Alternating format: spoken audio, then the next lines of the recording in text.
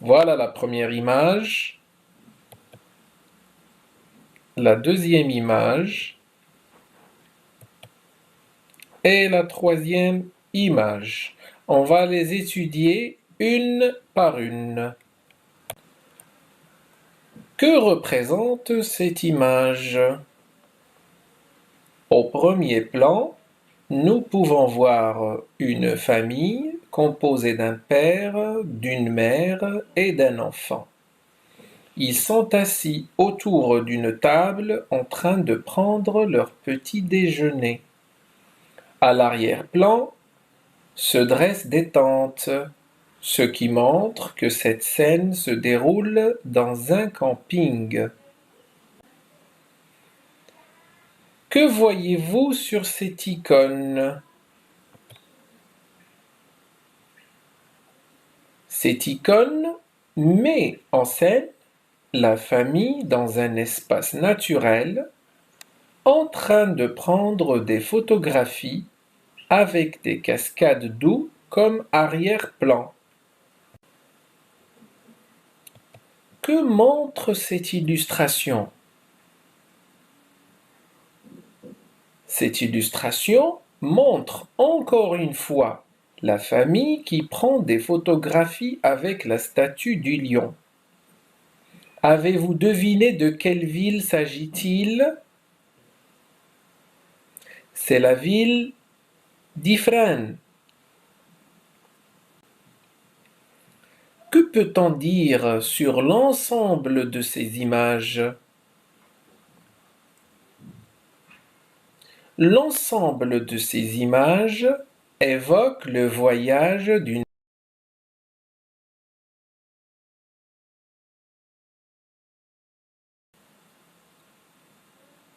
Connaissez-vous d'autres endroits à visiter à la ville d'Ifrane? Il y a le lac Aoua. Le lac Aoua est situé à 15 km de la ville d'Ifrane. Ce grand lac est entouré d'une ceinture de peupliers. Les visiteurs y trouvent calme et quiétude. On trouve aussi les sources d'Omarbia. Ces sources alimentent le plus grand fleuve du pays, le fleuve Omarbia. Au bord de l'eau qui ruisselle se dressent des restaurants traditionnels où les visiteurs peuvent déguster le délicieux tagine berbère.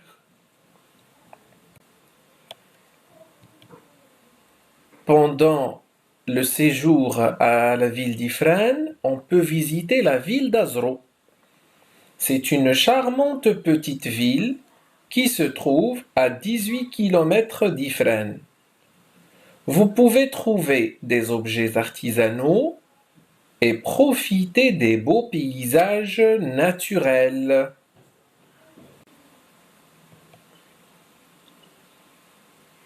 Non loin de la ville d'Azro se trouve la forêt Cèdre Gouraud.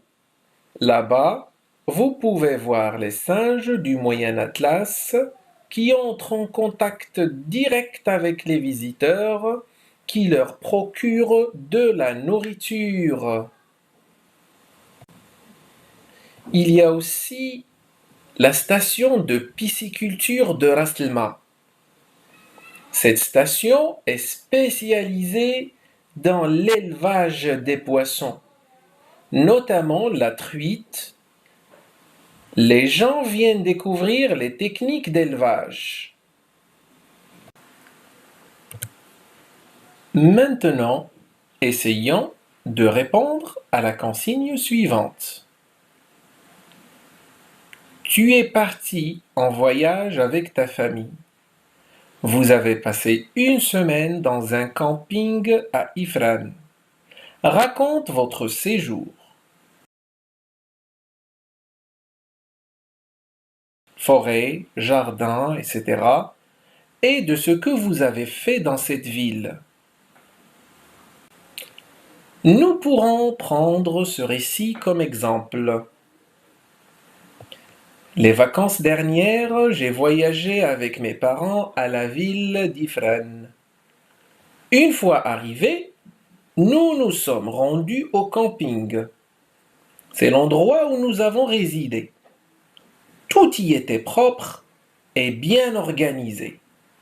Nous avons d'abord monté notre tente et nous nous sommes reposés du long trajet que nous avons fait. L'après-midi, nous nous sommes baladés au centre-ville. Nous avons pris des photos avec la statue du lion, appelé le gardien de la forêt, car autrefois, la forêt se tenait juste derrière la statue. J'ai beaucoup apprécié le calme et la beauté des jardins. Le deuxième jour, nous sommes allés à Ain Vitel. Cet endroit magnifiquement beau avec sa forêt et ses cascades d'eau ruisselante. Nous y avons passé toute la journée. Les 2 jours suivants étaient inoubliables, car nous avons fait la visite de la ville d'Azro, qui est située à 18 kilomètres de la ville d'Ifrane. C'est une charmante et accueillante ville. Là-bas, j'ai acheté des objets artisanaux en guise de cadeau pour mes amis.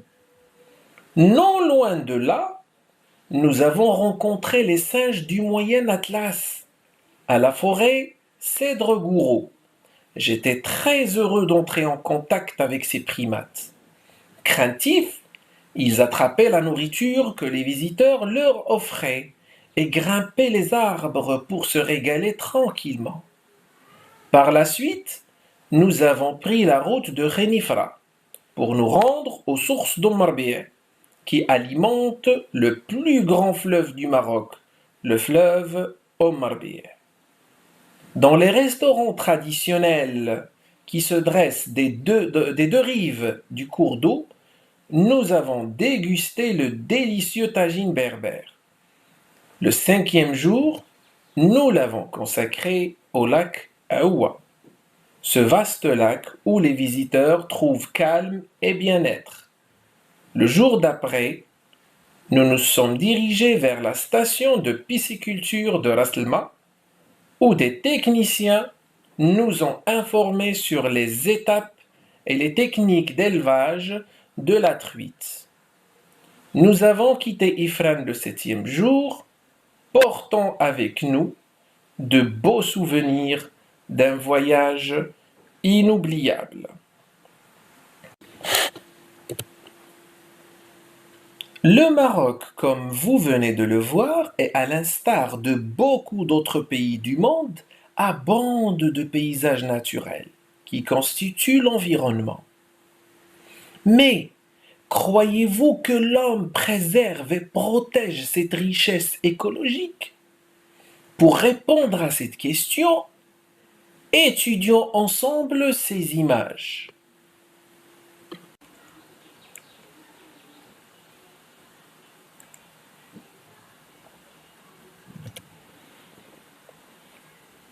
Alors, que représente cette image? Cette image représente les cheminées d'une usine qui rejette de la fumée toxique dans l'air.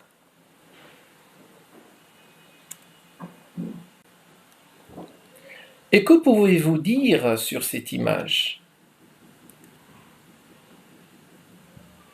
On peut voir clairement le degré de pollution que les voitures engendrent par la fumée dégagée de leurs échappements.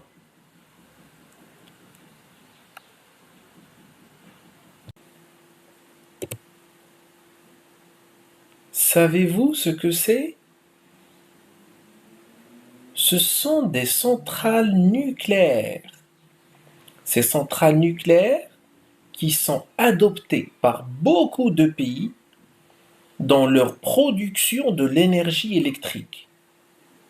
Ces centrales nucléaires participent à la pollution de l'environnement par cette production massive de la fumée. Alors, de quel type de pollution s'agit-il? Il y a un élément qui est commun dans ces trois images. La première, ce sont les cheminées des usines qui rejettent de la fumée.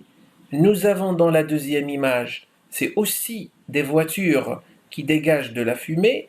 Et nous avons la troisième image, des centrales nucléaires qui produisent aussi de la fumée. Alors l'élément qui est en commun dans ces trois images, c'est la fumée. Alors on parle de la pollution de l'air. C'est la pollution de l'air. Essayons de voir ce que cette image représente.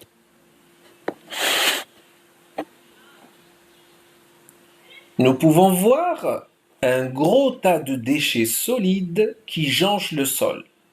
Ces déchets constituent le facteur principal de la pollution de la Terre. La consommation excessive des produits dont l'emballage est en plastique augmente le degré de pollution. L'homme doit alors revoir son mode de consommation pour protéger son environnement contre la pollution. On parle ici de la pollution de la Terre. Cette pollution qui est causée principalement par les déchets solides. Ces déchets qui ne sont pas biodégradables et qui peuvent prendre des centaines d'années pour se dégrader. Nous avons jusqu'à présent vu la pollution de l'air et la pollution de la terre. Mais il existe encore un autre type de pollution. C'est ce que nous allons voir avec les images suivantes.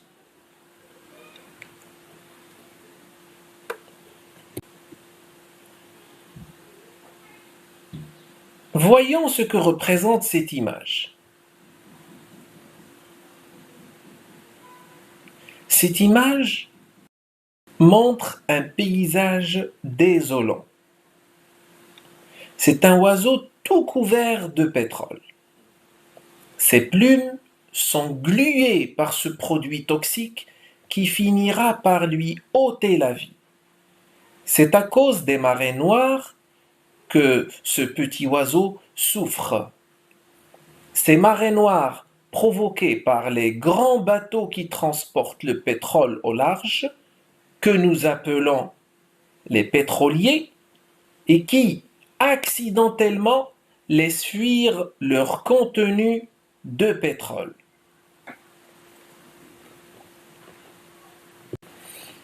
Avez-vous une idée sur ce qui figure sur cette image?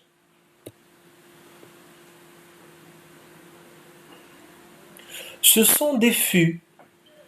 Ce sont des fûts, des grands tonneaux contenant des déchets radioactifs. Plusieurs pays se débarrassaient autrefois de ces déchets en les jetant au fond des océans.